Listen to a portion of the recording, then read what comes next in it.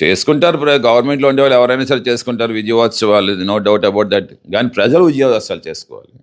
నీ ఇంట్లో లైట్లు అవి బాగా వెలిగించుకొని కేకులు కట్ చేసేసుకొని బాగా నువ్వేమో ఒక మటన్ చికెన్ వండేసుకొని తినేస్తుంటే ఊరంతా బాగుంది, దేశం అంతా బాగుంది అనుకో కాదు. పేద ప్రజల ఇంట్లోని, గుడిసెల్లో ఉండేవాళ్ళ ఇంట్లోనే ఆ మటన్ చికెన్ రావాలి, ఆ కేకులు అక్కడ రావాలి, ఆ లైటింగ్లు అక్కడ రావాలి. నీ ఇంట్లోనేమో కేకులు కట్ చేసేసుకొని నా సంకలు గుద్దుకుంటే అదేమి, ఇది ఎవరైనా చేసుకున్నది కదా. ఓకే, అది కాదు. పేద ప్రజల ఇళ్లల్లో వెలుగు రావాలి. ముందు వాజ్పేయి చెప్పేవారు ఆ మాట. అలాగే స్వర్గీయ వైఎస్ రాజశేఖర్ చెప్పేవారు మాట. ఈరోజు అది లేదే, మోడీకి లేదన్నమాట. ఆదాని ఇంట్లోని వెలుగులు వెలగాలి ఇలాగమాట.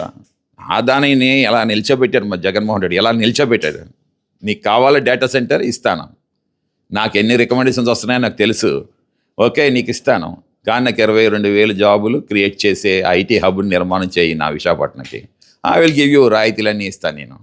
నీ ల్యాండ్ ఇప్పుడు వీడి ఇచ్చేలాగా కాకుండా మాకు 25% సబ్సిడీ ఇస్తామని చెప్పేసి చక్కగా 300 ఎకరాలనేమో మీకేమో తరలివాడలని ఆ రోజే జరిగింది ఇవన్నీ కూడా. ఈ రోజేమో ఈ ఎవరో చేసేసిన పెళ్ళికి మళ్ళీ తాళ కట్టేస్తున్నట్టు నాకు అర్థం కట్టలేదు. లొకేషన్ అవసరమా? నేను అదే ఇందాక చెప్పాను కదా, ఒక కోడ్ చెప్పాను కదా, అమ్మాయిని ఇస్తున్నానంటే ఎవడైనా ఎత్తుకెళ్ళిపోతాడు. అదే అమ్మాయిని పెళ్లి చేసుకోమంటే అన్నీ చదువుతాడు అన్నమాట.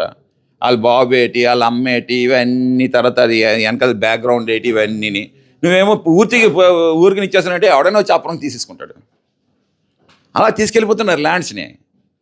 అసలు లూలుగాడు ఏంటి, ఆడు ఈ గూగుల్ గాడు యానలు కొనుక్కోలేడు అండి. ఆడు అడుక్కు తింటున్నాడా గూగుల్ వాడు. 100 కోట్ల శాలరీ పిచ్చాకిస్తా ఉన్నాడంటే సంవత్సరానికి. ఈ క్యాన్ పర్చేస్ ద ల్యాండ్